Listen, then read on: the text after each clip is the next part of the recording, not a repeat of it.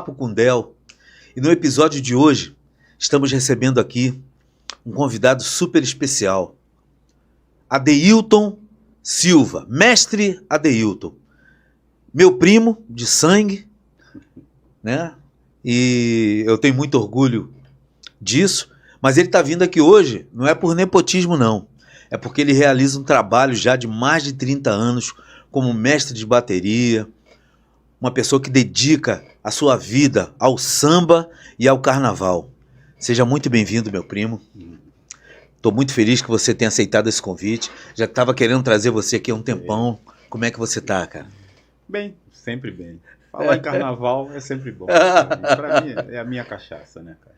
É o que me alimenta a minha alma, isso que é maravilhoso para mim. Quando acaba, dá... Mas tô bem. Finalmente cheguei. Estou muito feliz que você tenha vindo mais uma vez. Obrigado por ter aceitado esse convite.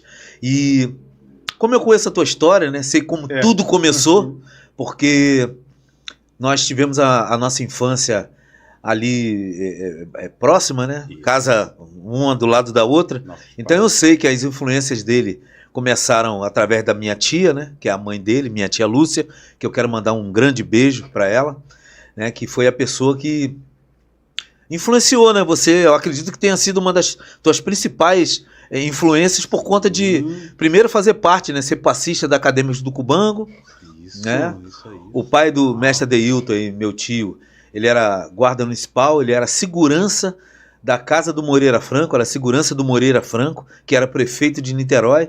E naquela época o carnaval de Niterói era o segundo melhor carnaval do Brasil. Só perdia para o carnaval da Praça 11, né? O carnaval de Niterói, ele ia ocorrer na Amaral Peixoto, não era isso? E era Acadêmicos do Cubango, Viradouro, Souza Soares, olha aí, Sossego, Ilha da Conceição, Engenho da Madama, não é isso? Porto da Madama, né? Boêmios da Madama. Tem essa turma toda. Tá vendo? E a gente muito criança, eu lembro, para mim é muito, uma lembrança que eu tenho assim, muito legal. A gente no camarote do desfile, né? Porque a gente tinha essa moral naquela época. A gente no camarote do desfile de Niterói e minha tia passando lá embaixo na Acadêmico do Cubango como passista da escola de samba. É uma imagem que está na minha mente que eu não esqueço, né, disso, né? E não esqueço aqueles momentos, não. E a partir daí, Deus, como é que foi? Aí eu vou deixar você falar, cara. Partir daí, né, cara? Continuei, né? Porque o que acontecia? Todo ano, final de ano, era Roberto Carlos e Samba Enredo, LP de Samba Enredo, né? Então, você ficava no final do ano, você ficava na expectativa e aquela coisa. Eu lembro que a gente em casa, meu pai às vezes ia para a cozinha, meu pai gostava de cozinhar, minha mãe ficava lá e o domingo inteiro ouvindo o Samba Enredo. Domingo inteiro ouvindo Samba Enredo. Aí, quando chegava...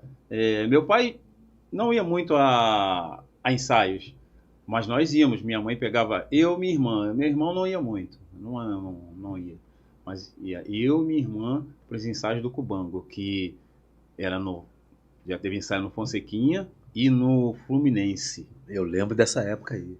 Isso aí a gente está falando de 1975, por aí, 74 a 76. Isso aí, essa época mesmo. E eu lembro muito bem que nesse enredo, ou melhor, nesse ano da minha tia, a gente no camarote vendo a minha tia passando, foi aquele enredo, um dos, para mim, os mais bonitos da Acadêmico do Cubango, que foi aquela falando de Xangô, né? Ô filalaê, olê olá, ô filalaê, olê olá, abrindo os portões do imaginário, no longínquo solo africano, a Cubango traz para o cenário, Afoxé Lourim.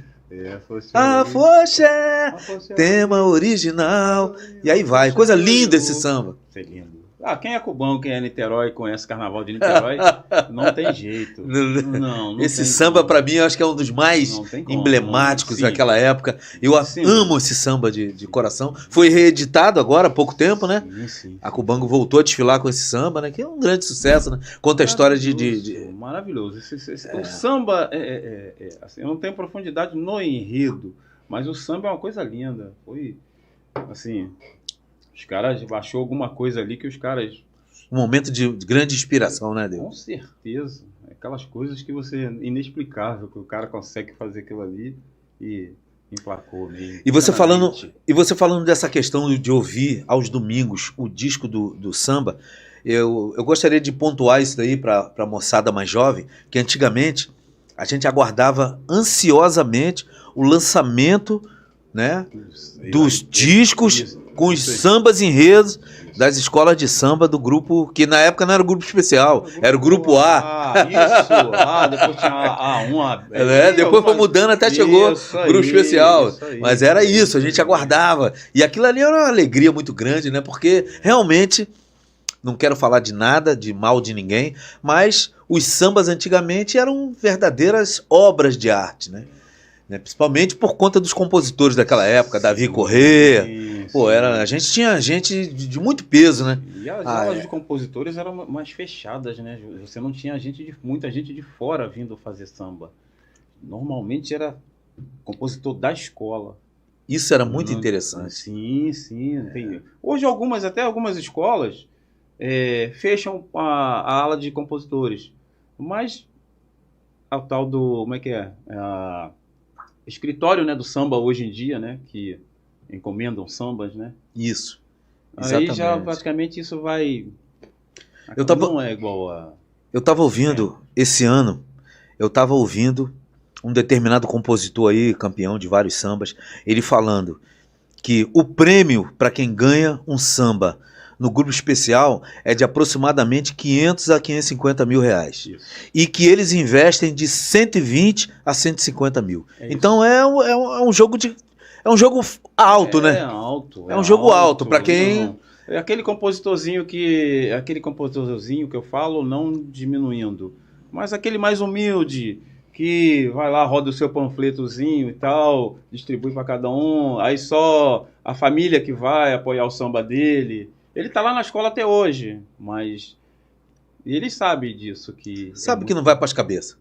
Porque tem muitos interesses envolvidos nisso, né? Desse jeito. E aí é bom a gente voltar lá no passado e a gente lembrar que o samba antigamente, ele era discriminado, o samba sofria muito preconceito, né? Muita discriminação. Muita coisa. Hoje em dia, o samba o que é. A classe alta, a elite, tomou consciência de que aquilo ali é uma forma maravilhosa de aquisição de receita, de captar recursos, de glamour. Então, hoje em dia, a gente vive uma outra época. Inclusive, essa questão do compositor.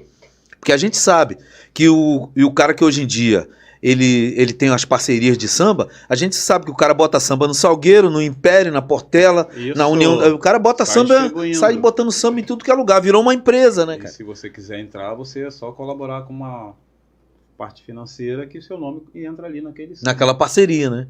E isso faz com que nós tenhamos, né, sambas belíssimos, mas em compensação, lá no passado, nós tínhamos obras, Silas de Oliveira, por exemplo, Catoni, né, com essa avenida colorida, a Portela faz seu carnaval. Um cara escreveu o samba. E eu lembro da história do Catoni, ele contando que ele, para ser aceito na ala de compositores da Portela, foi um negócio assim que foi demorado, entendeu?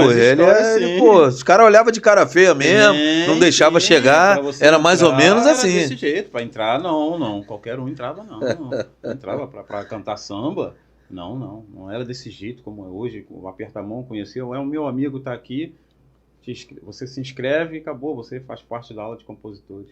De forma que nós temos sambas que até hoje em dia, Aquarela Brasileira, cantado, né? Até os jovens cantam. Entendeu? Que são sambas antológicos e imortais, né? Vamos colocar assim, né? Que vão ser atemporais, na verdade, né? Nós vamos passar sambas que são... O samba de 2 ou 3 anos atrás, poucos vão cantar. Até os mais jovens também não vão cantar muito. Mas eles vão ouvir esses sambas antigos. Hoje o dia, quem não... Dá alegria. Não, eu comecei falando de Davi Correia, Silas de Oliveira, Nossa, né? Paulo da Portela, e por aí vai. É muita gente boa, né? Então, eu acho que esse pessoal, né, tem que ser reverenciado. A gente tem que estar sempre lembrando deles. A gente tem que estar sempre lembrando, né? Como diz a música do Jorge Aragão, no samba, como é que é? No samba sem glória, alguma coisa sem glória. Nós somos do tempo do samba, Isso. sem grana Isso. e sem glória. É, isso aí. Entendeu? Esse Não se discute talento, com certeza. nem seu argumento, Não, mas não. faça o favor, respeite, né? Então, respeite. É desse jeito. Eu acho que É desse jeito. e eu lembro que aí a gente voltando àquela coisa do disco, né, de ouvindo nos domingos, eu lembro, cara, dos discos, na coleção de discos que a tua mãe tinha, né? Isso. Seus pais tinham, né? Então, eu sempre falo isso. Uma das minhas referências musicais também é a tua mãe, a minha tia, por conta de Gal Costa. Eu aprendi a ouvir com a tua mãe. Gal Costa, Maria Bethânia, o povo da Bahia era um negócio fora de série. Minha mãe também, mas minha mãe gostava muito também de Agnaldo Timóteo, Ângela Maria, Calbi Peixoto, Valdir Soriano. Eu consigo ouvir, eu ouço às vezes. Até hoje. Olho assim, eu vou lá, vou ouvir essa música aqui. Então, se tu for pensar, a nossa formação, musical, né, a gente ouvia muita coisa, muita riqueza, né, cara? Era uma riqueza muito grande de músicas, né? Não só músicas antigas, né? só carnaval, só samba. Não. A gente tem. Sem ser saudosista, sem ficar preso ao passado. Não, jamais. Né, eu gosto muito do que está rolando atualmente aí, claro, com muitas ressalvas, mas foi uma época muito, muito interessante. Foi uma época maravilhosa. Muito legal. Hoje é muito legal. Em que momento foi que você despertou assim para essa coisa de ser percussionista? O que acontece? Como é que foi essa? Como é que você cara, migrou de ouvinte para execução? Eu ficava ouvindo, vendo aquela coisa que a gente, né, vê desfile. A família, como Copa do Mundo, a família se reunia, as pessoas se reuniam para ver desfile na televisão de escola de samba. Faziam aquela coisa, aquela comida arada, vinha vizinho, ficava até de madrugada. Aí eu tenho até que se interromper. Aí eu vou lembrar do meu saudoso querido pai, que passava a noite toda, até a última escola de samba, dormia, né? Ele não dormia. É uma coisa que eu gostaria de ser assim, mas eu não... Pô, começou a ficar chato, começou a embolar o negócio ali, eu já vou dormir, cara. Eu não aguento. Meu pai dormia, passava a noite toda acordado. Lembra disso? Pô, se lembra. Todo carnaval meu pai passava a noite. Pô, que Deus o tenha. Amava o carnaval. Eu lembro que ele trabalhava, né? Ia batucando e cantando aquela assim, no mês de outubro. Ele adorava batucar, cantava lá. Eu conversava muito legal. Eu assim... Baleiro bala, grita o menino assim, só samba antigo, ele adorava. Assim, uma coisa que eu tinha, assim, eles não me viram nas escolas de samba, nem meu pai e nem o seu pai, meu tio. É uma coisa que eu assim, que caramba, como é que eles iam me ver? Muito orgulho. Eu saindo a bateria da Portela, a bateria da Mangueira, entendeu? Não, mano, vamos chegar agora, vamos chegar lá. Vamos começar, em que momento da sua infanto-juventude que você percebeu que... Aí, seguindo a vida normal e tal, primeiro, eu vi aqui na Avenida Central, aqui, né, Itaipu, fizeram uma tal de Banda do Maravista. Isso aí, eu acho que 83. Eu não sabia nada, mas gostava muito. E aquele som do repique, assim, maravilhoso, né? Aí eu não sabia direito, mas eu queria entrar na situação. Aí eu conheci um cara chamado Oscar. Oscar, cara. Esse cara que, assim, eu vi ele tocando. Caraca, que instrumento legal. Aí Oscar, lá na dele e tal. Aí formaram a Banda do Maravista. Assim, a gente quando não conhece, a gente acha que todo mundo toca muito, né? Exatamente. Aí vinham os caras falando que eu saía da bateria da Mangueira. Aí eu ficava, caraca, que bacana. Eu, 13, 14 anos. Aí o que aconteceu?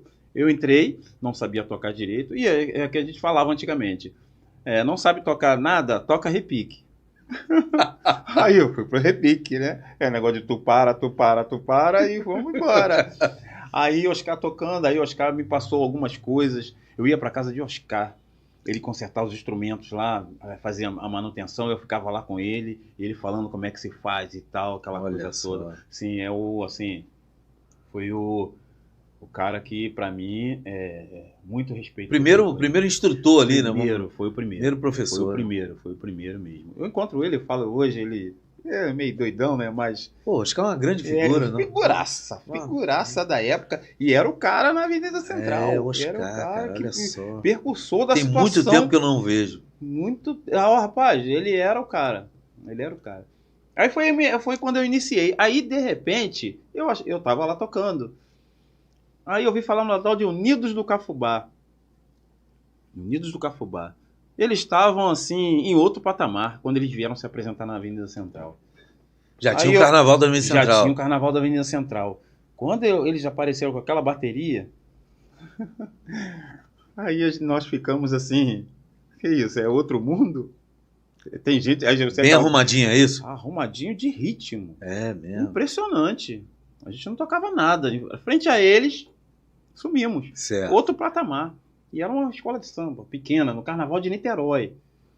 Já estava rolando o Carnaval de Niterói, assim, meio que tinha acabado, voltando devagar, entendeu? Não sei nem quem era o prefeito na época, não sei se era o Valdemir Bragança, um negócio desse assim. Cara, eu fiquei fascinado pela caixa. Aquilo com uma baqueta só, o cara com a baqueta, o cara tinha uma dança no repique, Adalberto, eu lembro desses caras. E um cara que me ensinou a tocar caixa, tocava muito, ele tocava na bateria da Souza Soares. Ele passou uns negócios pra mim que eu vi aquelas coisas assim. Falei, caraca, fiquei fascinado. Que legal. Fui lá e perguntei, vocês ensaiam onde? Lá no Cafubá, lá na 53, lá. Eu vou lá, vai eu lá. Eu e minha mãe, né? Falei pra minha mãe foi também. Minha mãe tocava chocalho. Chocalho? Até hoje toca, né? Tocava, não toca? Minha mãe saiu comigo já. Olha que legal, cara. Saiu.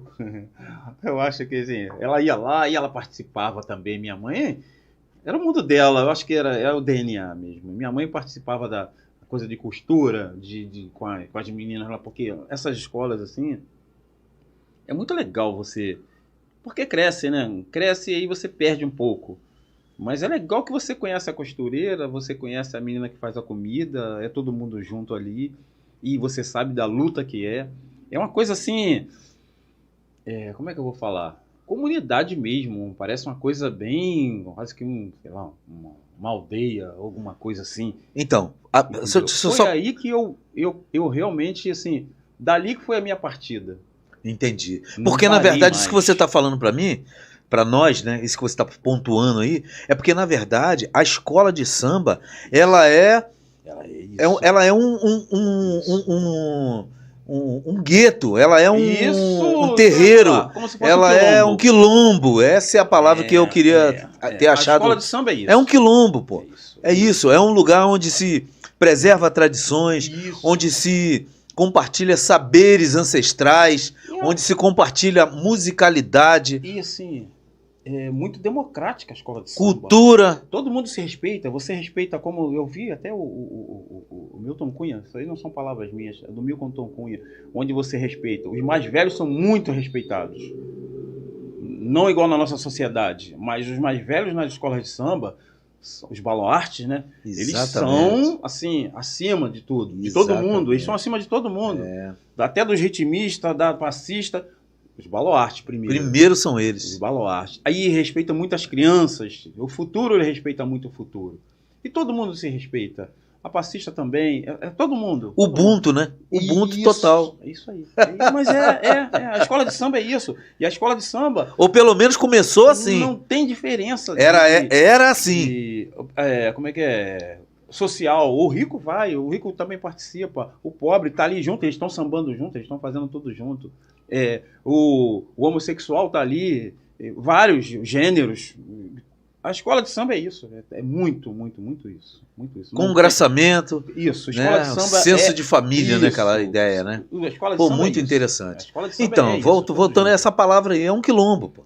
Né? É a pura representação dos quilombos que nós tínhamos, onde se preserva tradições ancestrais, saberes se compartilha. né, ensinamentos, os mais velhos são respeitados, as crianças são preparadas, né, através da oralidade, não é isso? Do conhecimento empírico, isso aí, né, para que continuem perpetuando a cultura. Isso é maravilhoso. Né? Assim, com o tempo, claro, que se perde, mas a gente tem que se adaptar. O que for possível manter de tradição, vamos manter. Né? Vamos. Aí vamos embora. Aí foi caixa. Eu peguei a caixa, aquilo maravilhoso, que até hoje é o instrumento que eu amo. Eu sou caixeiro. Claro, eu toco todos eles. Mas eu sou caixeiro. Eu sempre falo, caixeiro, eu sou caixeiro. E assim, e aonde eu vou, onde eu sou mestre de bateria, minha prioridade é caixa. Eu gosto de caixa. Caixa tem que tocar. Tá certo. Tem que tocar caixa. Sustentação, né, cara? É verdade. Identidade das escolas de samba é a caixa. É a caixa, né? Muito. Muitas pessoas falam que é tudo igual, mas é caixa. Eu gosto de caixa. Aí fui tocando caixa, aí começou, né? Aqueles ensaios lá, a quadra era do lado do açougue, do que o cara dava alguma coisa, contribuía com alguma coisa. A quadra era um terreno que eles capinaram, fizeram no barranco, o barranco era o palco, que era um pouco acima, e sambando, a comunidade chegava, nossa, a comunidade ia toda, e a poeira levantava no samba. Olha só, que legal. Mágico. Magia pura, né? Que legal. Aí foi o meu primeiro ano na avenida. Caramba, meu primeiro ano na avenida, e faltou sapatilha, desfilamos descalço. É mesmo? Descalço, mas eu Isso é o quê? 83? Por aí. Tá aí alguma coisa. 83, 84. Por aí assim. Caraca. Carnaval de Niterói. Carnaval de Niterói. Aí foi que... Ali... Aí eu não parei de sair nunca mais. Aí eu nem queria muito vir pra Avenida Central, pra banda do Maravista, porque é aquela coisa, seu ouvido, você conseguiu... Quando você começa a... Seu ouvido, você começa a ficar exigente, né? Assim, vamos dizer, com você. Tem coisas que você já não... Pô, tá legal, os caras tocam, mas eu gosto do som de lá que tá mais... Entendi, pô. Entendeu? Mais sedimentado, né? Isso, o som é legal. Mais encorpado, né? Ah, sim. E é aquilo que se toca mesmo. Aí você, pô, é isso que se toca. Isso aí é que é tocar samba. Entendi. Talvez a bateria daqui ainda tivesse que passar por um processo de aprendizado até chegar no nível, né? Já tava no nível... Aí eu fiquei mais lá do que aqui. Entendi. Dessa é que eu fui Cafubá, aí fui tocando. Aí deu até um tempo, uma vez. Aí veio outras coisas, né? Aqui na Avenida no Engenho do Mato tinha aquele bloco do Cio da Capivara. Cio da Capivara. Era um bloco que tinha... Acho que ainda existe, né? Ou não existe mais? Não, é um bloco muito famoso aqui na nossa região do Engenho do Mato. Antigo, desfilou vários anos. Levava muita gente, arregimentava muita gente. Era um barato o desfile do Cio da Capivara. Eu adoro o bloco, cara. Os blocos são muito bacanas. Os blocos não podem morrer. Dizem que antigamente as escolas de samba começavam como bloco. Hoje em dia não, né? Hoje em dia, do jeito que está, às vezes já começa como escola de samba. Isso. Não passa, né? Já estão pulando essa fase. Mas aí foi essa coisa de caixa o tempo inteiro, caixa. E assim, quem é da bateria, normalmente você está escutando o outro instrumento do seu lado. Então, você acaba às vezes se interessando mais um pouco. E você acaba tocando quase todos os instrumentos da bateria. É uma coisa natural, né? É natural. É uma sinergia, né? E você acaba aprendendo por osmose, né? Isso, você já olha, você já começa, né? Aí você daqui a pouco você pega, você já sabe fazer a base, a célula toda do negócio. Você começa a porque a célula rítmica da caixa, ela é complementada pelo repique. Isso, que eu sempre falo. Porque na verdade a música é isso, é um conjunto. Né? Existem espaços na música, né? Pausas, preenchido as pausas, os silêncios que são preenchidos por instrumentos de alturas diferentes. Sim. Então, alturas diferentes, né? Timbres diferentes. E todos eles são complementares. Sim. Até formar uma massa sonora agradável aos ouvidos. Exatamente. É isso que eu passo. Porque os instrumentos, eles conversam. Exatamente. Eles ficam ali entre eles conversando o tempo inteiro. É o tempo inteiro. O espaço de um é onde vai entrar a batida de um outro. É fantástico. É fantástico. E é legal, né, cara? Porque muito legal. Você vê gente que não tem um conhecimento musical, 280 ritmistas, mas o som sai perfeito. O ouvido das pessoas é muito bacana. É uma orquestra, né? Não deixa de ser uma orquestra. Exatamente. E toda essa vamos colocar assim, a harmonia, né? Isso é harmonia. A harmonia da bateria, sem instrumentos de corda, nada, só a bateria tocando, que já é uma coisa super contagiante. Isso aí, basicamente, vem de um conhecimento ancestral, sim, que é a tríade dos atabaques. Isso aí. Rump e lê. Isso aí. Sim, a base... Os 3 atabaques do candomblé, anota isso daí, eles trabalham em tríade, como a maioria isso das aí. coisas na música. Tem as tríades, então é o rump e lê, são 3 atabaques. Um complementa o outro nos toques que são executados para os orixás. A bateria da escola de samba, ela vem dentro dessa mesma ideia, né? A base. De um instrumento complementar o outro para que exista uma conversa, como você mesmo falou, né? Uma coisa de um conversar com o outro, e o troço fica de um jeito que você não consegue ficar parado. Isso. De tão bonito que é. As batidas de escola de sambas, algumas lembram batidas, claro que vai mudando alguma coisa, mas é com base para orixás mesmo. Nos toques dos orixás. É o Aguerê de Oxóssi. Isso aí, é isso aí mesmo. Todas elas. Esse é o fundamento do negócio. Chamavam os batuqueiros, né, cara? Exatamente. Era chamado de batuqueiro. Inclusive, existem alguns historiadores que afirmam, através de seus estudos, suas pesquisas, de que o surdo de terceira ele era tocado apenas pelos ogãs dos candomblés.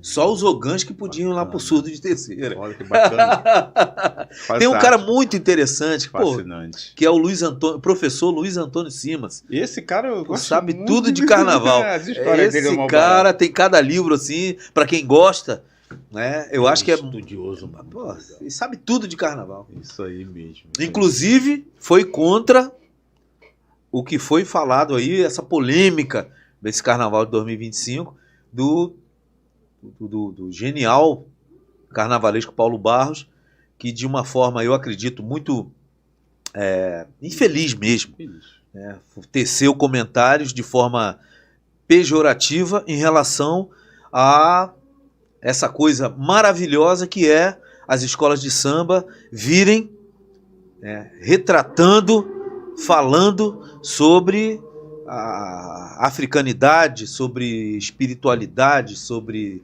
ancestralidade nos seus enredos. Então eu acho que é isso aí mesmo. Tem que falar, carnaval é isso, samba é isso, é para falar samba. É para falar de África, é para falar de Bahia, é para falar de negro, de negritude, de orixá. É isso aí. É a origem, pô. É a origem do negócio, como você não vai falar. E assim, como ele falou, não é um enredo maçante, mas você tem muita história. Muita coisa para ser falada. Muita coisa para ser falada ainda por muitos e muitos anos. Eu acho que o que tem que ser criticado é o samba comprado, o enredo comprado. Falar de cidade que não tem nada a ver com carnaval. Eu acho que isso aí é que tem que ser criticado. E ninguém critica. Até quando fala do índio. Cada um com a sua vida. Quando fala do índio também, ninguém fala. Ninguém fala do índio. Não, as pessoas, assim, nossa, tem muita macumba. E às vezes fala assim, macumba. O que é macumba? Você sabe o que é macumba? É porque, às vezes, é falta de conhecimento, né? Totalmente. Porque o cara usa aquela linguagem, o cara fala, nossa, linguagem de macumba. Não, você tem várias linguagens na África. Você usa o Yorubá, o Bantu, você usa... você usa muito a linguagem, os dialetos africanos. Você vai lá, pega... E conta uma história. E pronto. Qual é o problema disso? Aquela coisa, assim, eu falo sempre assim, mas não tem a mitologia grega? É uma mitologia africana falar dos deuses africanos. O que acontece é o seguinte, é que o preconceito arraigado na nossa sociedade, o cara que é preconceituoso, ele fica incomodado com isso, entendeu? Mas eu acho que é isso mesmo, carnaval tem que ser falado, tem que falar disso mesmo. África, Bahia, tem que falar do índio, né? Tem que falar sobre a invasão das nossas terras, né, pelo europeu. É isso, pô. Tem que falar mesmo. O carnaval tem que falar isso. É o momento que se pode. É isso aí. Entendeu?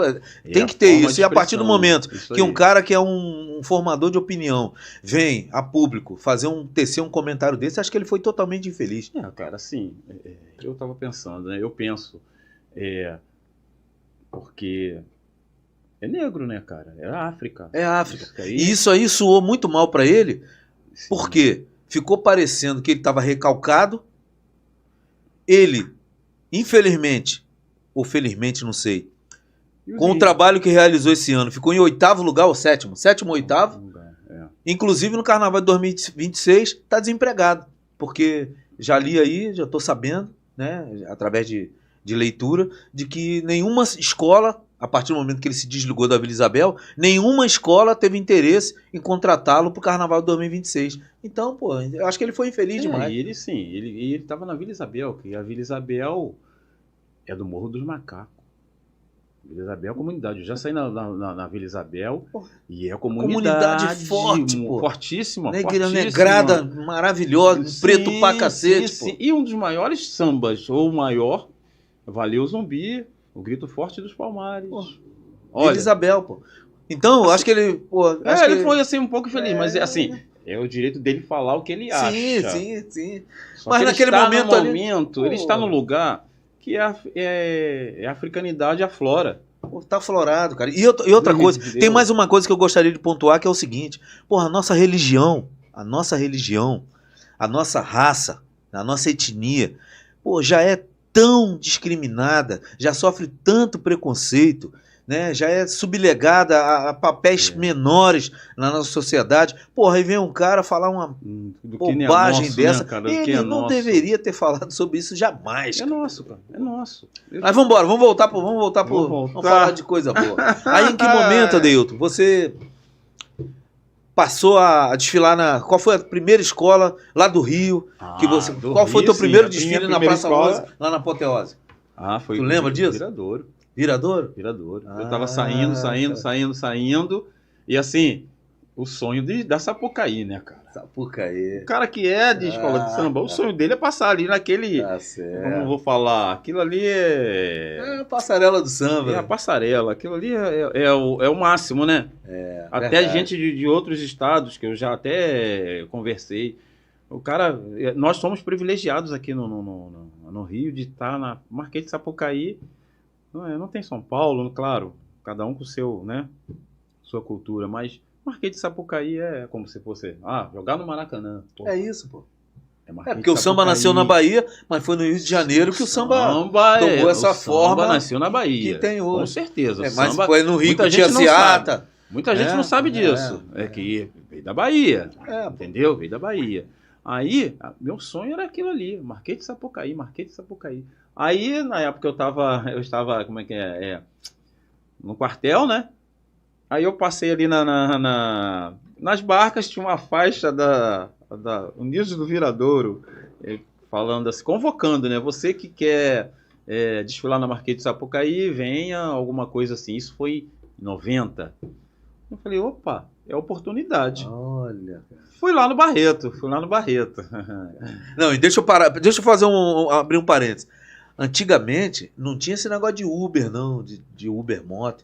Você, para sair daqui e ir pro Barreto, pô, era pernada longa.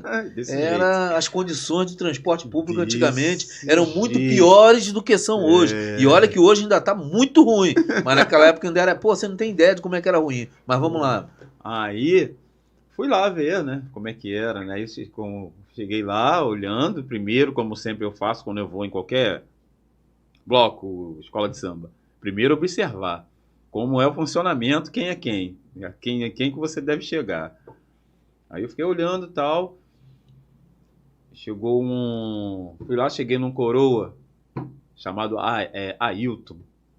Ailton, falecido já no Viradouro. Foi mestre de bateria do Viradouro, se eu não me engano.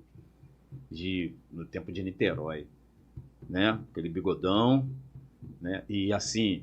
Hoje está muito bom de você chegar nas escolas de samba, de você aprender a tocar. Você tem YouTube, você tem várias coisas. Não tinha YouTube, você tinha que aprender ali. Quando te dava uma oportunidade de tocar. Muitas vezes você ia tentar tocar, o cara tocava, tirava o instrumento da sua mão, você criança, dava baquetada em você, vai pra lá, vai fazendo besteira aí. Ei, rapaz. Não pegava. A oportunidade que aparecia, você ia lá, aí tinha alguém, larga isso aí. Você tinha que insistir. Ninguém vinha pra você falar, toca esse aqui, tá faltando nota. Não tinha essa parada. Pô, tá fazendo besteira aí, tira ele daí. Isso aí tirava, a criança tirava. A gente era não uma tinha seleção, processo de seleção você era você rigoroso. Você aprendia. Era com o tempo mesmo, tocando e errando, e o cara, não sei o que, em cima de tudo. Não tinha essa coisa, não. Eu aprendi dessa forma. Eu cheguei lá, o cara falou pra mim, e ele era tipo assim, meio grosso, né? Meio grosseirão. Tem que fazer teste. Sabe tocar mesmo? Eu falei, eu sei, né? Não sei não, hein? Eu falei, não, eu sei tocar. Assim. Tá bom, depois a gente vê. Tipo assim, quem te chamou aqui, né? Ninguém te chamou aqui. Tem. Aí, Russo também, era o mestre de bateria da época, o Russo, falecido também. Aí, o que aconteceu? Eu fiquei lá aguardando, né? Pra fazer o teste. Aí eu toquei, ele nem deu ideia. Aí falou, Aí eu fui embora. Ele não falou nada, olhou pra mim assim, eu fui embora. Falei, vou voltar. Insistente pra cacete, né? É o cara chato, hein? Eu acho que o amor, é a paixão, né? Quando a gente tem paixão, aí eu voltei depois. Aí eu falei, lembra de mim? Tem que fazer teste, já falei pra você. Aí eu tava aqui tocando, o cara não me viu. Ah, tá. Então, toca aí, sozinho. Aí aquela caixa, né? Aí eu toquei a caixa, comecei a tocar. Aí ele olhou, aí o Russo também olhou.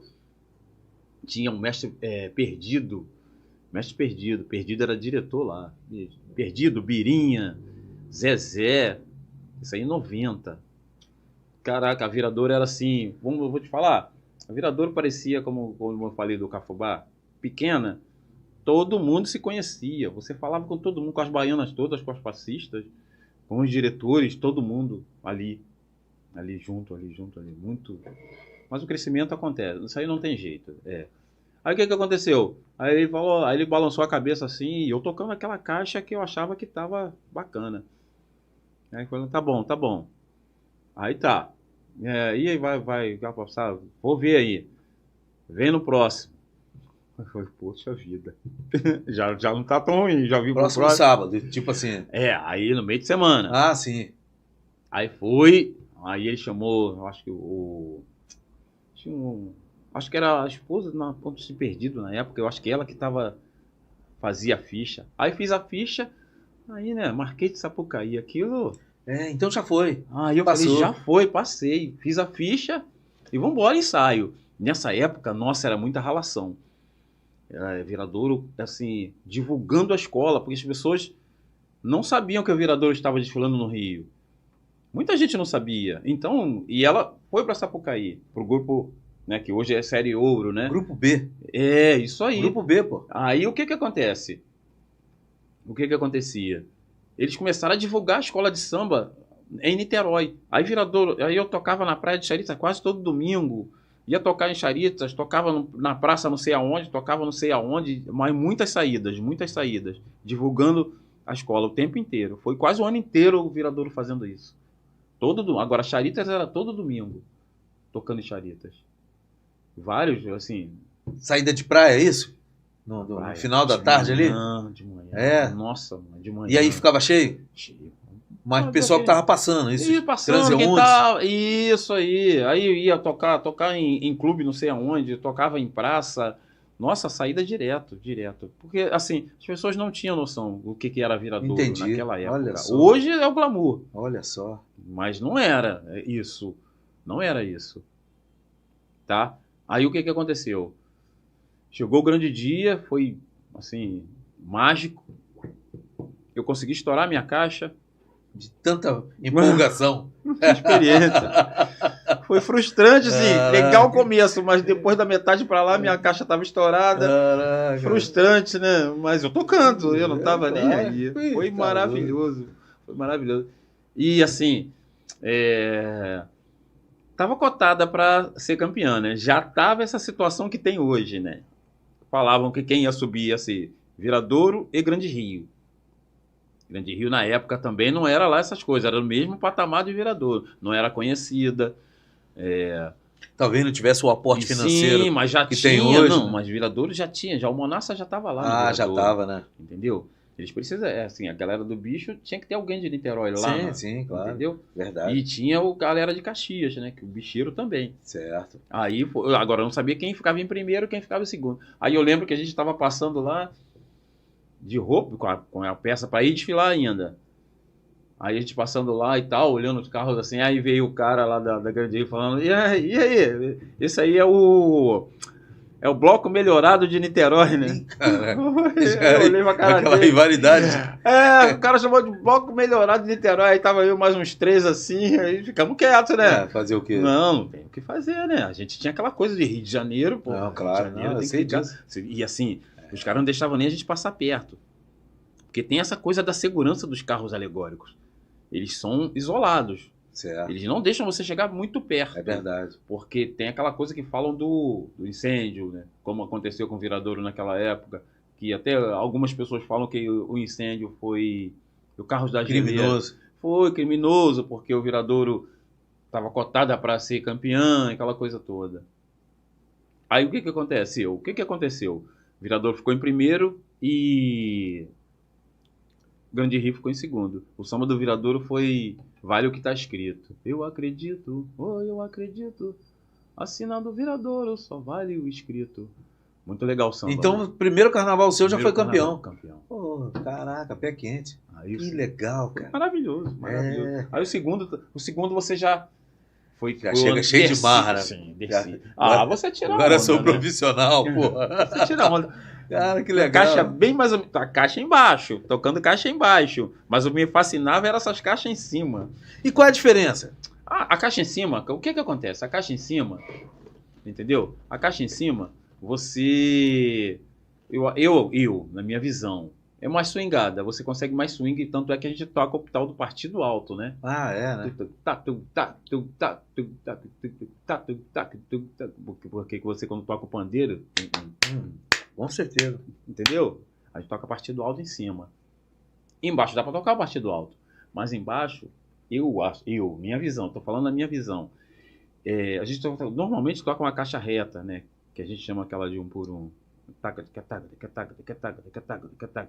Que eu acho que é a de sustentação, né? Que todo mundo usa como sustentação do partido alto. Porque o partido alto, ele é mais lento, né? Ele é mais swingado. Mais entendeu? quebrado, né? E assim, embaixo dá mais sustentação, entendeu? Ela é reta, não tem tanto swing, entendeu? Uhum. Mas assim, tem o partido alto, mas tem outras batidas também, como a Vila Isabel, por exemplo, que usa tarol, e a batida da Vila Isabel é totalmente diferente, você rufa e usa tarol, que é uma coisa muito rara hoje em dia. Né? No Salgueiro tinha acabado, mas voltaram com os taróis no Salgueiro. A Vila Isabel ainda tem, a Estácio tem alguns ainda. Mas então eu tinha essa fascinação por esses instrumentos. Aí o que aconteceu? Tocando caixa, eu comecei a tocar a caixa, colocar em cima. Só que eu não sabia tocar, aí vem esporro. Não sabe tocar em cima, não toca. Eu falei, caraca, é verdade. Então para baixo. O cara virava as costas, jogava a caixa em cima. Então, e toda hora, esporro. Aí, foi quando que foi? Foi quando... Não sei se foi no Viradouro, cara, eu não me lembro. O que eu fiz? Eu comecei a chegar em casa e pegar... Não sei se pegar a tampa da panela, essas coisas todas, e começar a pegar a batida. Olha só. A batida. Comecei a pegar a batida. Tocava embaixo, mas comecei a pegar... Porque o que aconteceu? A bateria aqui em Niterói, muita gente tocava embaixo. Então, como veio essa galera do Rio, já tinha essa coisa de tocar a caixa em cima. Que aquela história da caixa em cima, tem uma dessas histórias da caixa em cima, é dos bandidos, né? Que colocavam a caixa aqui para esconder a cara da polícia, quando iam para a avenida. Olha só. Entendeu? Aí a gente tocava aqui em cima. História, essa é uma das... tem outras histórias, mas a que eu conheço é essa. Entendi. Só que, claro, hoje é diferente. Então a gente eu comecei a... Eu falei, eu acho que eu tô pronto para fazer o teste. Eu acho que eu tô pronto. Mas eu tenho essa coisa O cara fala comigo, vai me dar os porros. Autocrítica, né? Isso. Eu falei, não tá legal não. Mas eu vou lá fazer. Aí o cara, não tá bom não. Aí o cara ouvia, lá no Viradouro. Ouvia. E falei, não tá bom não. Aí me dava a caixa do... Isso aí já em 90 e alguma coisa. Eu saí com... Primeiro ano em 90 foi Mestre Ricardo. Aí no segundo também com o Ricardo. Depois veio Paulinho, que ele era da Caprichosos. Paulinho, saí com o Paulinho. Depois de Paulinho veio Jorjão.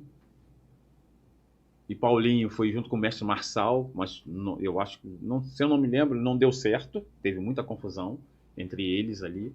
Teve até eu lembro de uma reunião com Monassa, Paulinho e mestre Marçal.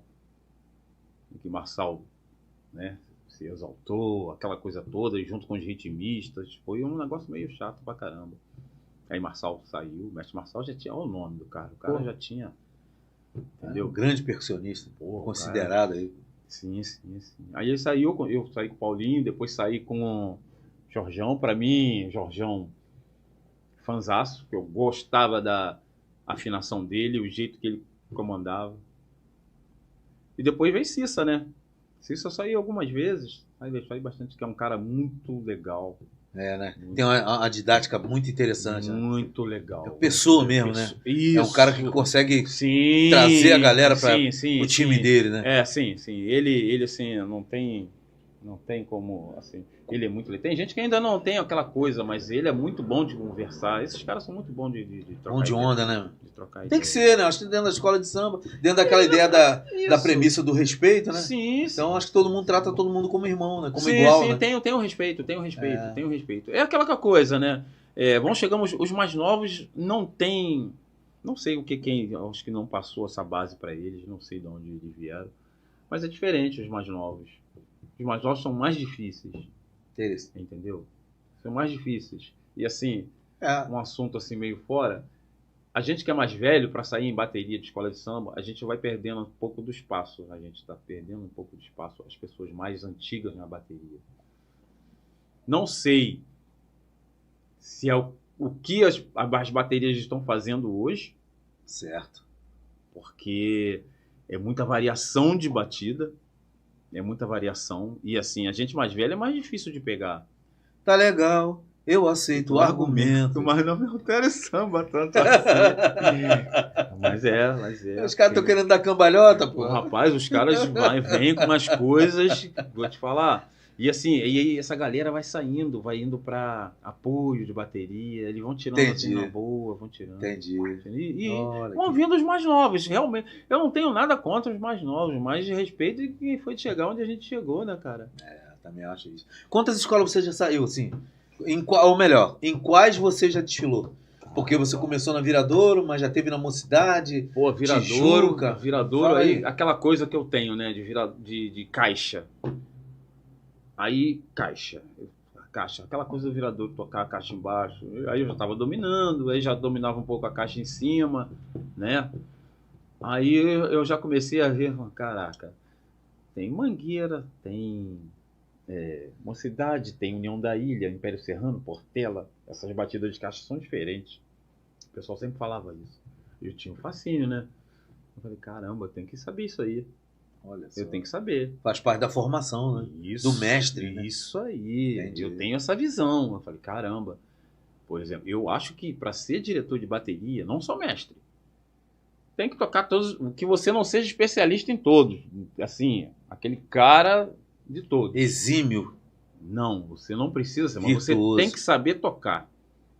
Porque o instrumento, você sabe tocar. Agora, quando você começa a explorar o instrumento, a tocar sempre aquele instrumento, aí sim, você começa a descobrir coisas do instrumento, você vai fazer sons diferentes que as pessoas não fazem, porque você está estudando o instrumento. Domina, né? Domina o instrumento. Eu não domino todos os instrumentos. A caixa, eu posso falar que eu tenho um certo domínio na caixa. Mas os outros, eu sei tocar. Eu vou tocar aqui para você, todos eles. Entendi. Da cuíca, chocalho, agogô. O agogô, aquele de de 5 bocas, né? Aí depende do que você quer. Aquilo não, aquilo é você. O legal daquilo é que você pode fazer Claro. um arranjo Claro, ali, um arranjo muito legal, entendeu? Isso. Aí se fizer o arranjo eu vou tocar. O resto eu vou tocar todos. Entendi. Entendeu? E eu acho que o cara tem que ter essa formação. O diretor de bateria tem que tocar tudo, para você poder exigir. Mestre de bateria tem que tocar todos os instrumentos. Tá vendo? Não tem jeito. Aí o que aconteceu? Eu fiquei no Viradouro, aí encontrava os caras do Rio, aquela coisa, porra, vou sair uma escola do Rio. Conhecia a malandragem Niterói, toda. Niterói, mas Rio de Janeiro é Rio de Janeiro, né, cara? Inclusive, cara, eu tinha muita vontade de morar no Rio. Morar no Rio, mas não morar lá, o Padre Miguel, não. Eu queria... Vila Isabel, pra mim, é o bairro top. Até na Tijuca. Aqui acontece muita coisa na vila. O Vila Isabel, nossa mãe.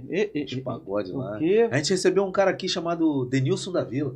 Foi 17 anos diretor musical da banda do Bezerra da Silva. Nossa. Que ele faz um pagode toda quinta-feira. Cara, acho que eu conheço, ele tava na sua... Você é doido. Cara, tem que ver ele tocando cavaco. Ele chegou aqui, sentou aqui onde eu tô. Ele não precisa nem botar microfone pra ele. A voz do cara, uma mão desse tamanho, pega no cavaco, não precisa nem você botar microfone. O cara toca muito. Legal. Foi um barato. Pô, Denilson da Vila. Alô, Denilson, um abraço, meu irmão. Aí vambora. Aí, pá. Aí o que aconteceu? Eu fui atrás do que eu queria, né? Essas caixas. Aí qual foi a primeira que eu fui, rapaz? A primeira, eu acho que foi Tijuca. Tijuca não. Eu cheguei aí na Caprichosos de Pilares na época.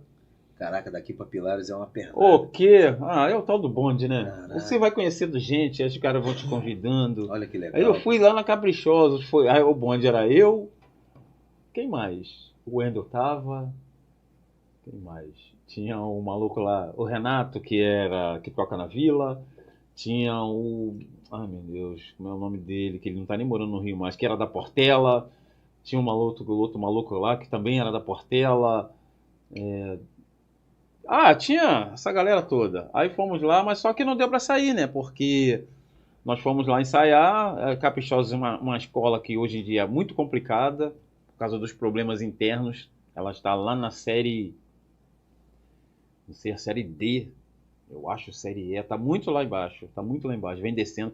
Caprichosos chegou a ficar sem desfilar 1 ou 2 anos. Quase enrolou a bandeira.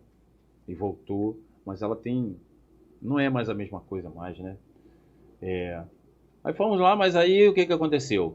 Não desfilamos por quê? Porque estavam prometidas, acho que 10 fantasias para o pessoal de Niterói. E o cara no dia da fantasia só tinha 5. Aí o cara falou que ou vai todo mundo ou não vai ninguém. Então não fomos. Frustração. Falei, queria ir, mas tá tudo bem. Aí beleza, aí continuei, né? Querendo atravessar. Aí o que aconteceu? Foi Tijuca. Acho que foi a primeira que eu desfilei no Rio, foi Tijuca, se eu não me engano. Tijuca. Até a Tijuca, o que aconteceu? Eu tava tocando caixa em cima já. Só que a batida de caixa da Tijuca tem uma diferença para as outras, entendeu? Tem uma diferençazinha que a gente toca mais aro, pele, entendeu? Tem uma diferençazinha. Tem uma diferençazinha. E eu fui lá, sem conhecer ninguém. Aí cheguei pro mestre Casagrande, que eu tenho uma admiração do jeito que ele comanda a bateria dele. Muito sério, muito sério. É muito sério. Dos que eu conheço, eu acho que é o mais sério. Aí cheguei pra ele lá no ensaio e falei assim, que eu era tal, eu queria tocar caixa. Aí o que ele falou pra mim? Olha só, irmão, aqui na Tijuca, a gente não costuma fazer teste não. Aqui na Tijuca só sai por indicação. A gente não abre pra teste. Aí eu acho que eu sou muito chato. Eu não desisti, lógico, né? Aí eu olhei assim, tá, tudo bem. Tudo bem. Aí tá acontecendo, mas eu não posso nem brincadeira. Não, eu falei pra você que a gente não, só por indicação. Mas você quer fazer? Porque o que acontece? Aí ele me explicou. Eu não gosto de fazer esse teste, porque eu acho que é constrangedor. Na frente de todo mundo, o cara fica, entendeu? Eu não acho isso legal. Já que você quer, então, ó, ali o diretor, o Luciano, o diretor, vai lá pra sala lá, que ele quer fazer um teste lá. leva ele pra lá. Aí foi lá, e o cara falou, vamos lá. Aí você já vai, né? Caraca. Isso foi no final do ensaio, porque ele falou que eu fiquei lá até o final do ensaio. Eles ensaiaram e eu fiquei olhando a mão do cara, o cara tocando. Depois do ensaio, fui falar com ele de novo. Eu fui o cara chato. Fui lá fazer o teste. E eu já tinha, bom assim, você vai com base, né? Tranquilidade. Fui de boa. Bom, fui com a tranquilidade. Aí o cara perguntou assim, você já saiu em alguma outra escola? Eu falei, eu saí no Viradouro. Nessa época, Cissa já estava lá. Aí o cara já te vê de outra forma. Olha que legal. Vê. O semblante do cara, o rosto do cara, o cara, tipo assim, aqui, ó, o que o cara fez? Ó, a caixa tá ali, as baquetas. Aí jogou as baquetas assim, velho. Aí eu peguei as baquetas. Já tocou em algum lugar? Aí eu botei a caixa assim. Aí eu saí no Viradouro. Aí ele... Você vê o semblante do cara que foi diferente. Tá vendo? Mas olha só. Você tocou no Viradouro? A gente é um pouco para trás, tá? Já mudou o jeito de falar. O cara viu de outra forma. Que legal. Já me viu de outra forma. Olha só. Entendeu? Aí, mas toca um pouquinho para trás. Aí, vai lá. Virei e fui. Deu tempo aí, calma, tranquilo. Aí o cara, tá bom, beleza. Caraca, foi lá, falou com o cara. Ó, passou cara, no teste. Aí volta aí quinta-feira, irmão. Que legal. Eu falei, beleza. Tô dentro. Olha que legal. Isso, aí no segundo ano, o que eu fiz? Levei meu filho, levei Júnior, Vinícius, meu sobrinho, né? E levei Carolina também, minha filha. Só que Carolina, o quê? É tamborim. Aí ele falou assim, ó, você tem que ver com o diretor de tamborim. O mestre falou, você tem que ver com o diretor de tamborim, porque tamborim é muito... assim, chocalho, tamborim, é pouco, são poucos. O cara sai assim, vamos ver, o cara sai com 20 chocalhos, 25 chocalhos. É mesmo? 30 tamborins. Então são 30 pessoas que vão direto. Tem poucas vagas. Entendi. Marcação também poucas vagas. Eu saio com 10 primeiras, 10 segundas. É mesmo? Só isso, só? 12. Caraca, uma bateria com 300? Às vezes menos. Mesmo? Pouco. Então, é aquela coisa bem disputada. Entendi. Né? Bem disputada. Aí o que acontece? Só que caixa, não. Caixa e repique Porque são muitos, né? Muito. Caixa você precisa de muita caixa. Caixa, você sai com 90 caixas. Olha. 90, 80, 110, 100, dessa média. Esse ano, né? Esse ano, por exemplo, da Mangueira, eu saí na bateria da Mangueira. Foram 60 caixas. Foi o menor número de caixas que eu já vi. Caramba. Em bateria. A bateria da Mangueira realmente é diferente, né? É diferenciado. É diferente. Toque diferente. Só a característica dela de ser só um surdo, só a primeira, que o tempo inteiro.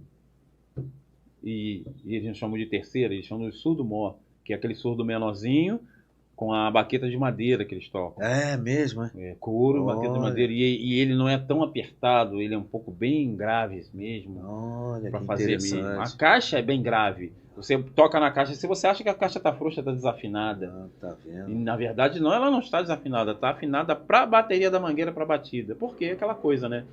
Você tem rufo.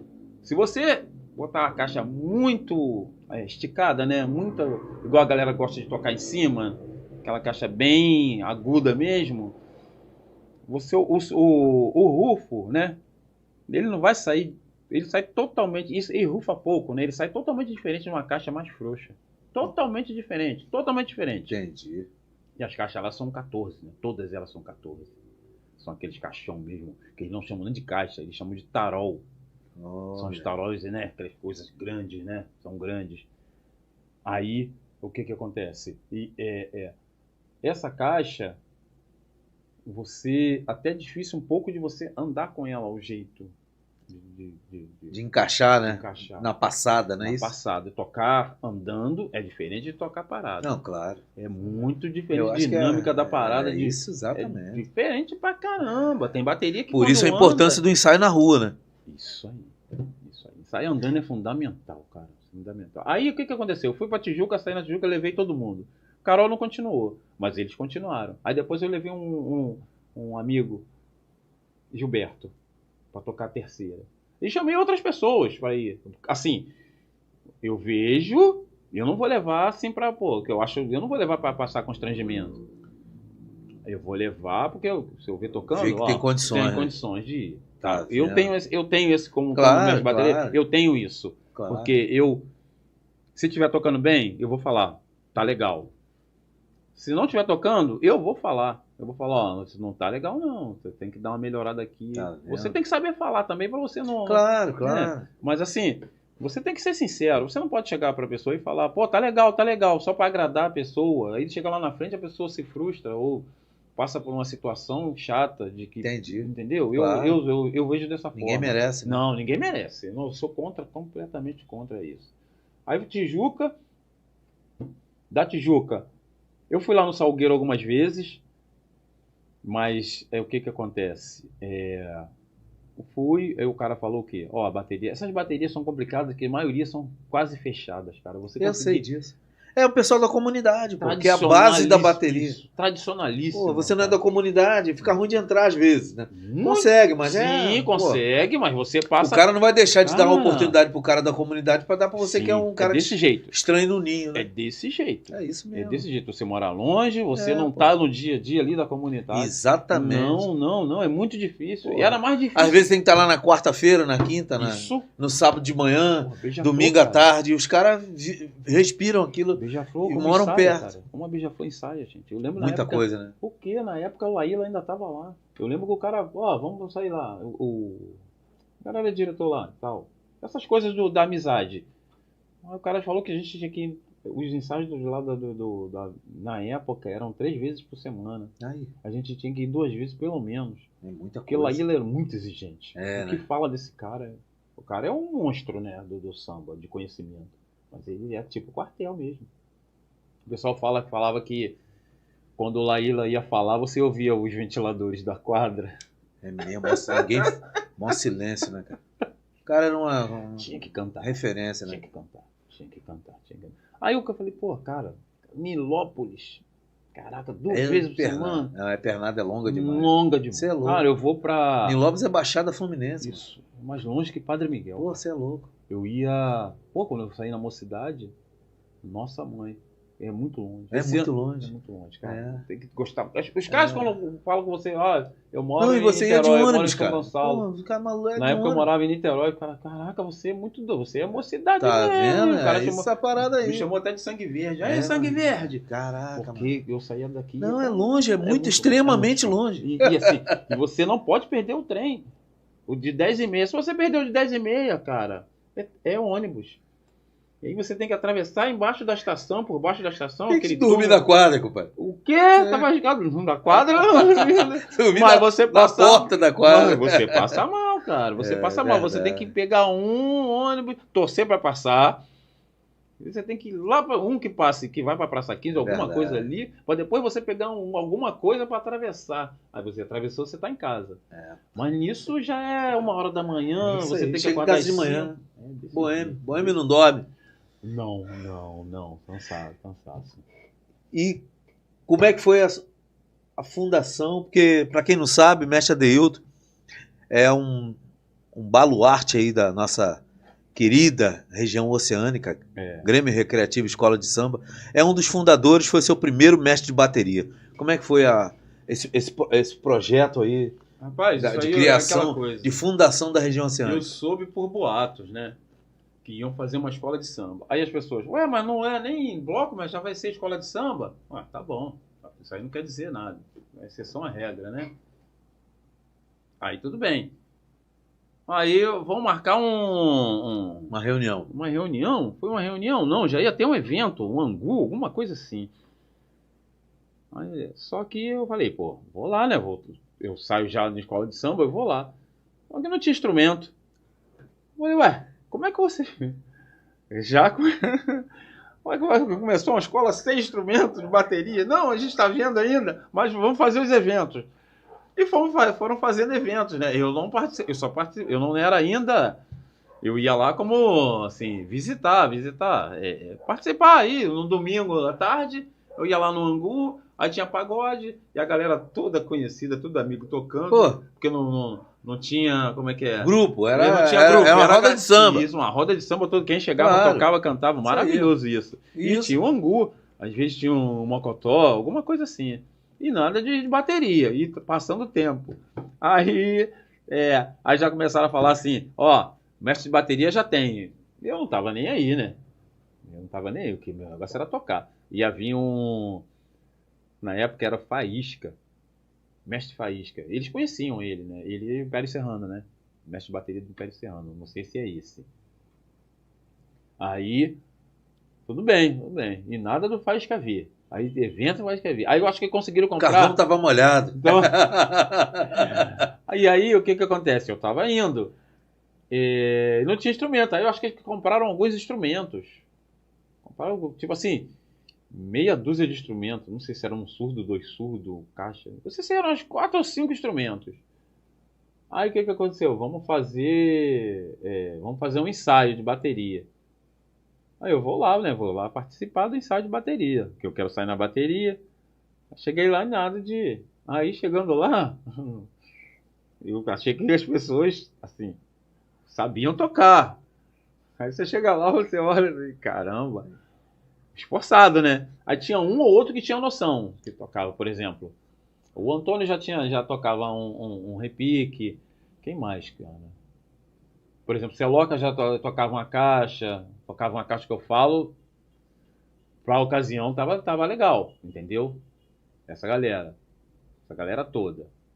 Mas tinha que aperfeiçoar, lógico, tinha que melhorar. Aí eu falei, dá pra fazer alguma. Tentamos fazer eu acho que chegamos a fazer um ensaio de bateria, alguma coisa assim. Aí chegou o dia do evento. Caraca.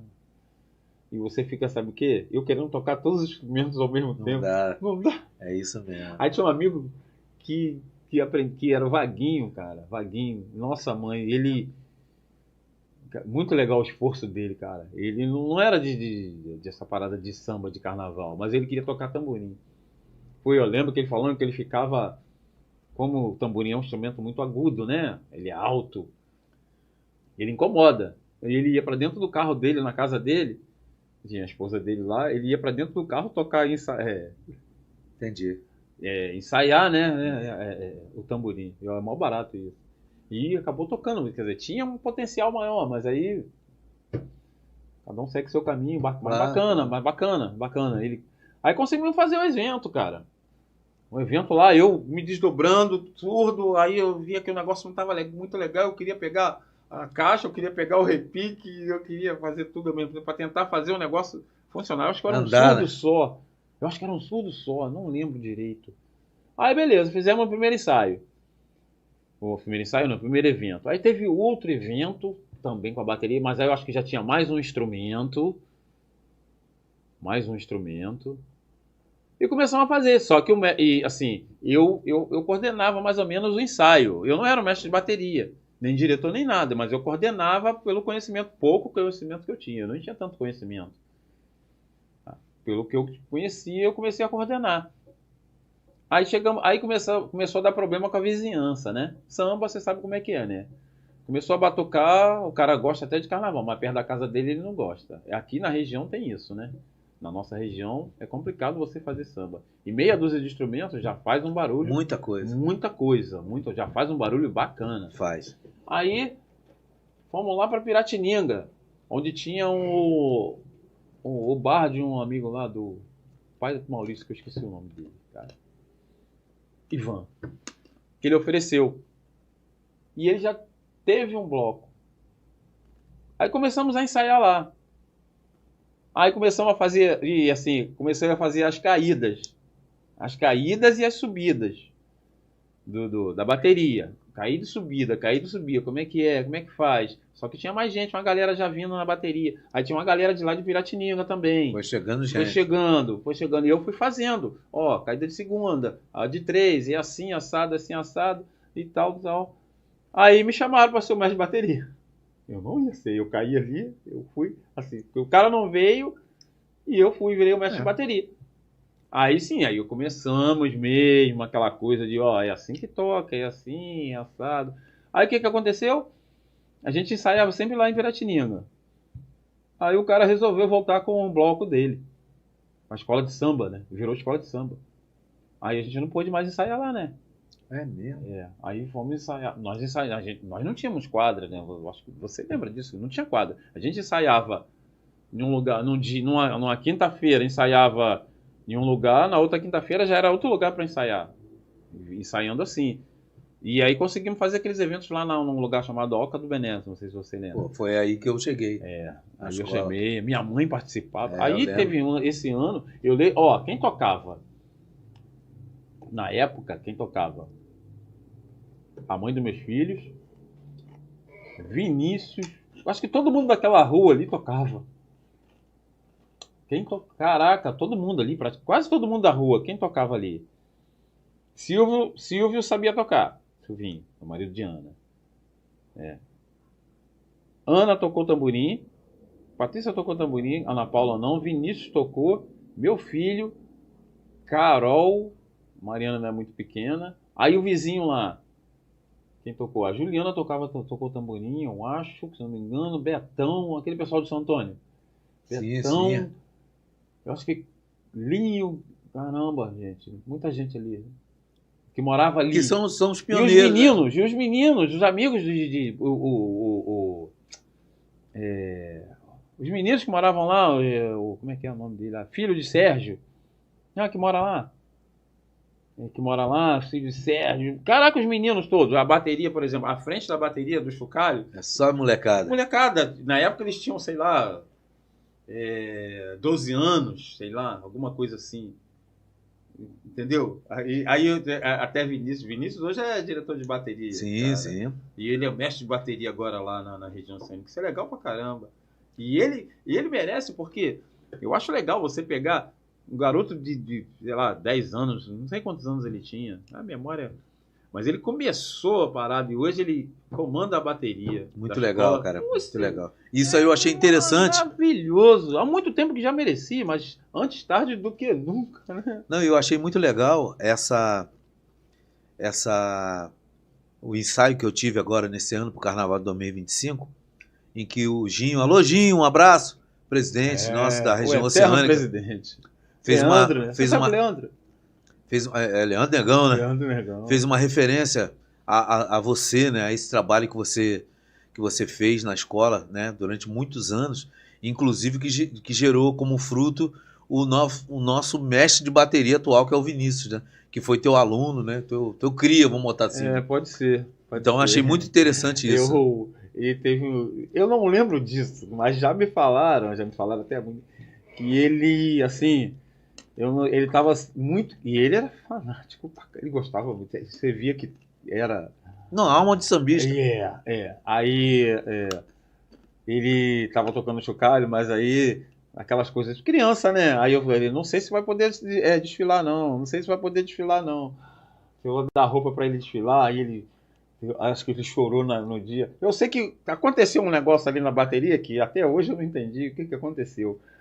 Eu sei que não sei se eu dei roupa a ele, eu sei que fizeram uma coisa ali que ele apareceu tocando. Eu não entendi nada. Vendo?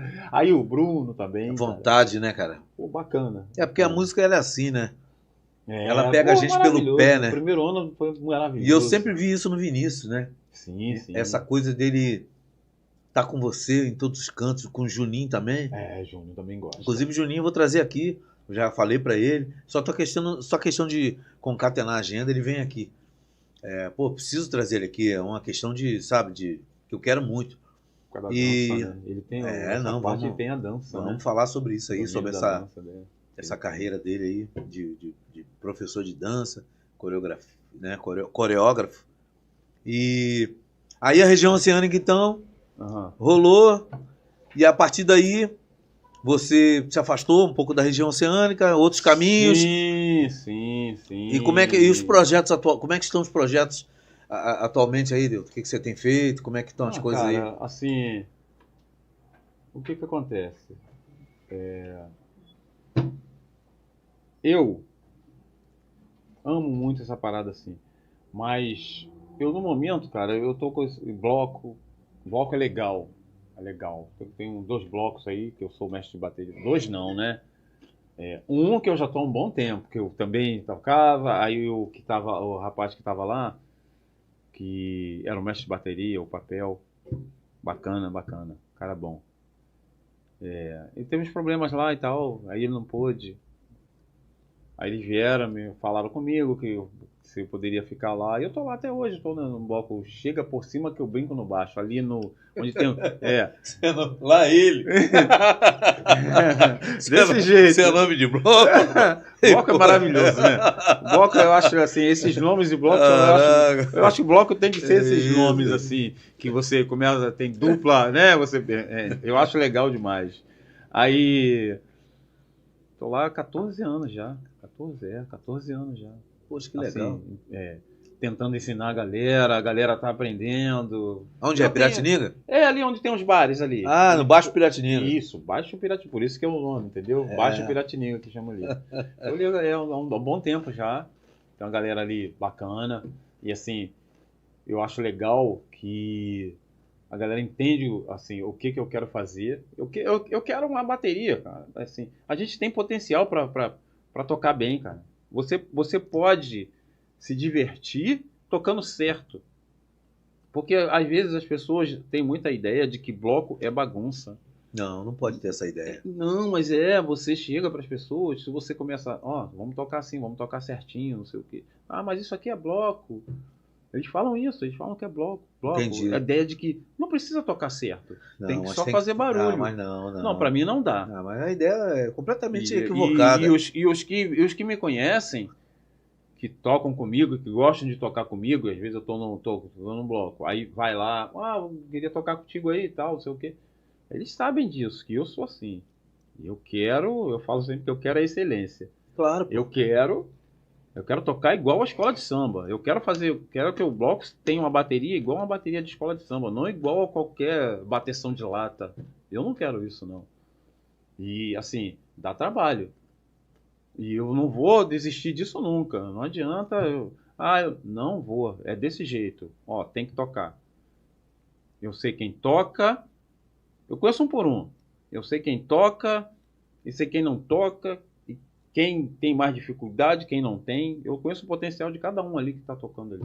Você tem quantos ritmistas lá nesse bloco? Mais ou menos? Mais ou menos. A gente vai com 54. É bastante gente. 54 é bastante gente. É bastante gente. Para o bloco? Porque a gente costuma ensaiar. Nossos ensaios ali, normalmente, a média é de 30 pessoas. 30 a 40 pessoas. Tocando na bateria. Na bateria. No dia são 50 aqueles que chegam. Assim, eu falo o seguinte.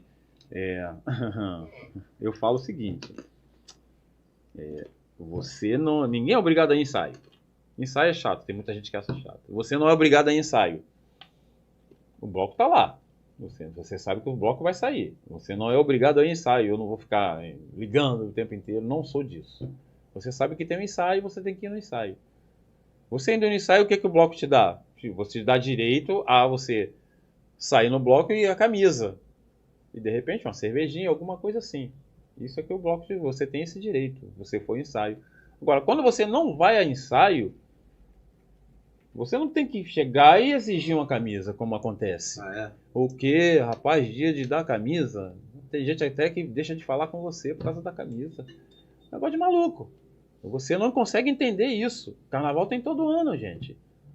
Você não foi... Aí o cara aparece um ensaio antes de... O bloco sai no domingo, o cara...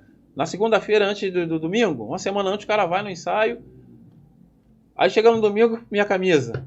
Aí você fez 10, 12 ensaios durante um ano. Um ano não, 3 meses ensaiando, mais ou menos. Geralmente a gente começa ensaio já pro final do ano. Aí o cara aparece 1 ou 2 ensaios, que é a camisa, que não sei o quê. Dá um trabalho.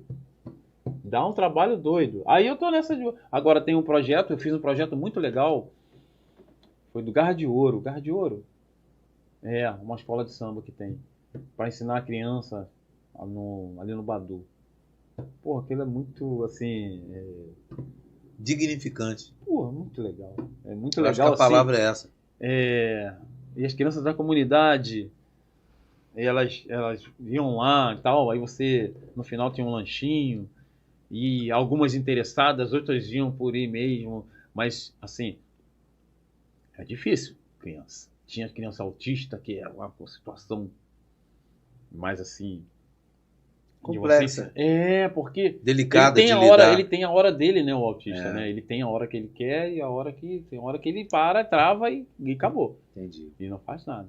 Pô, ensinar a criança é muito legal, cara, foi uma coisa assim dignificante, porque aí o que acontece? Você se sente responsável até, como é que é? Socialmente. Isso, mas é exatamente isso. Pelo futuro das crianças. Aí você começa. Isso. E assim, você incorpora aquela coisa de você querer dar conselho sobre a vida. Então, ó, que não sei o quê. Vira psicólogo. Isso aí, você começa. Olha que legal. Tem uns, assim, criança é um negócio meio complicado. Foi a primeira vez que eu fiz. Mas assim, você vê, e aí tinha. Pô, aí fizemos o primeiro, que eu achei mal barato, mas aí o projeto foi curto. Eu fiquei até meio frustrado, né? Porque você... Não sei se é inocência, né, cara? Porque aí já vai aquela coisa da ambição, né? Porque você faz o projeto, você entra... Vislumbrando uma coisa. Isso aí. Aí você vê que, assim... A realidade é diferente. Outra coisa, o que realmente as pessoas querem do projeto, né? E aí você fica frustrado. Frustrado e triste, porque você quer ajudar as crianças. Porque elas vivem no meio daquela situação toda ali, de tráfico, essas coisas. E aí, o que aconteceu? Eu fiquei meio assim triste porque acabou. Porque você acaba... né, cara, eu tô falando de mim. Você acaba absorvendo, às vezes, a vida da criança, como ela leva a vida. Você começa a saber da vida das crianças, dos pais. Você acaba se envolvendo emocionalmente com o negócio. Aí, o que aconteceu? Aí acabou o projeto, eu fiquei... Aí teve um segundo projeto, aí já teve criança que já estava na vida, estava lá e já estava indo. Que coisa.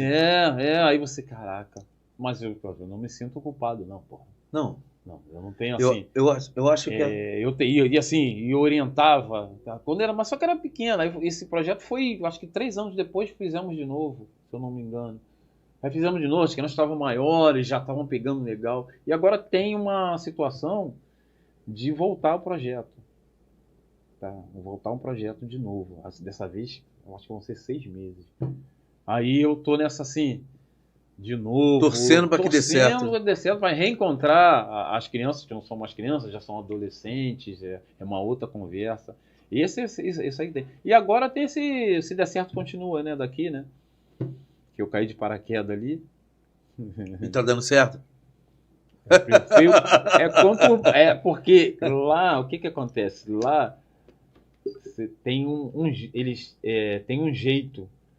Não é igual lá do outro lá, que eu já tô há muito tempo, né? Desde quase do começo. Aqui eu conheço esse bloco, mas eu tô chegando agora e já tem... Aí você chega agora, aí você começa a ver... Não como ritmista, que eu ia como ritmista. Agora, quando você comandando a bateria, e você vê certas coisas que você não via como ritmista. Então você tem que, primeiro ano, agora o segundo ano, eu continuando, aí eu vou implantar a minha filosofia de como é que funciona a situação, entendeu? Aí é diferente. Eu acho muito importante. Não, com certeza, é diferente. Essa coisa do projeto social, eu acho... Aproveitar, né? Eu acho uma coisa assim... maravilhoso, porque você proporcionar para uma criança, para um jovem, a possibilidade dela descobrir que a música pode ser uma profissão, eu acho isso fantástico. Sim. Entendeu? Porque não é só isso na música, né? Um dos caras que eu tenho a maior admiração como percussionista, que é o Paulinho da Costa, que é um percussionista que mora nos Estados Unidos há mais de 40 anos, já tocou com Michael Jackson. Ele era o percussionista preferido do Quincy Jones. Paulinho da Costa. Começou tocando bateria na Portela. Então, olha onde a música levou o cara. O cara mora em Los Angeles há mais de 40 anos. Paulinho da Costa. Entre outros que começaram tocando percussão. Né? Então, às vezes você acha que aquilo que você está fazendo ali tem uma importância, mas talvez essa importância que isso tem, você não tem nem ideia aonde aquela criança pode chegar. Porque a música ela é fascinante. Quando você é apaixonado por música, que nem nós somos apaixonados por música. Você, aquilo ali, você quer fazer daquilo a sua vida, cara. Você quer respirar música, você quer acordar, você vai acordar e eu sou assim, eu acordo e vou dormir pensando em música. Quando eu gosto de uma música, a semana retrasada a gente recebeu aqui um guitarrista, Sidney Linhares, guitarrista de mão cheia, tem gravado várias coisas, foi parceiro do Cassiano. Cassiano, pai da Soul Music do Brasil, Cassiano. Ele foi parceiro do Cassiano, já tocou com a maioria dos artistas aí do primeiro time da música brasileira, ele já tocou. Atualmente ele é parceiro do William Magalhães, né? Que é o cara que, filho do Oberdan Magalhães, fundou a banda Black Rio, e que é o tecladista que segue o legado do pai, né? O William Magalhães. Esse cara é parceiro do William. E ele me mostrou uma música dele, que eu simplesmente ouço a música quase que em loop. Boto em loop, vou ouvindo a música, vou trabalhar ouvindo a música, às vezes vou dormir, boto a música para ver. De tão profundo que aquilo, né, vem no coração da gente. Nós recebemos aqui uma cantora fabulosa, assim. Eu recomendo, né, que as pessoas entrem lá no nosso canal e assistam esse bate-papo. Lucinha Lima e o Kiko Continentino, que é o pianista. Eles tocaram aqui um bolero que ele fez para ela, né? São casados, Pensando em Você, que é uma música que não consigo parar de ouvir, cara. Então a música ela faz isso com a gente. Então você começa a dominar o instrumento, você quer tocar, você se imagina, né? Você tem essa capacidade de projetar, fazer projeções com você mesmo, tocando em palcos aí pelo mundo.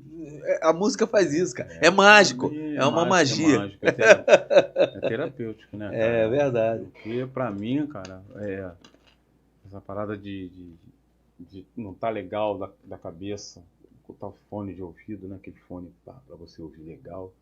E eu coloco músicas. Eu não ouço só samba enredo, essas coisas, baterias de escola de samba. Aí eu gosto de MPB, eu gosto de rock and roll, ouço várias coisas, aí vou ouvindo a música. Daqui a pouco tá legal. É uma terapia tremenda. Bacana.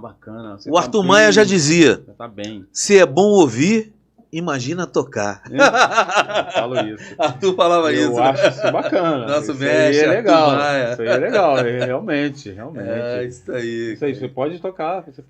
Tem, é fantástica a música. E nós temos isso no sangue, né? Que nosso avô era sanfoneiro. Porra, não fala aqui na região de Niterói, né? Infelizmente não tivemos a oportunidade de conhecê-lo, né? Mr. Manuel Fragoso, mas sanfoneiro da região. Sanfoneiro aqui conhecidíssimo aqui na região. Fazia os bailes. E nós estamos aí, né? Seguindo aí esse legado que ele deixou. E a sanfona dele tá aí, né? Tá comigo. Bacana, né? É a herança que nós temos, né?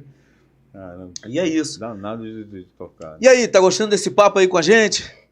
Então, hoje estamos aqui com o mestre Adeilton, né? Esse bate-papo aí super interessante sobre a vida dele, né? Dedicada ao samba, ao carnaval. Queria te pedir para entrar no nosso canal aí, Papo com Del, deixar seu like, né? Fazer sua inscrição. A gente tem percebido que nós estamos tendo muitas visualizações, mas nem todas as pessoas que estão curtindo o vídeo se lembram de ir lá e se inscrever no canal. Então, pô, não se esquece. Isso ajuda muito a gente, porque quando a gente pensou nesse projeto, a gente pensou exatamente nisso aqui, em dar voz, em amplificar as vozes dessas pessoas que fazem da música, né, a sua vida e que dedicam a sua vida à música, à arte, à cultura, aos esportes, à educação, né? Então, você vai estar ajudando muito a gente, né, em entrar lá no nosso canal, curtir e compartilhar. Aqui no alto a gente vai ter também um link da loja Mulher Gata, que é a loja que patrocina a gente, proporciona pra gente aqui um lanchezinho bem legal. Então a gente queria te pedir. Entra lá na rede social também. Fala aí tua rede social. Eu tenho Instagram, né? Arroba. Agora eu não lembro, rapaz. Putz, Adeilton Silva, não? Eu não lembro, eu não tô lembrando. A gente vai colocar lá no link. Isso, quando a gente fizer a divulgação, a gente vai colocar no link, tá bom?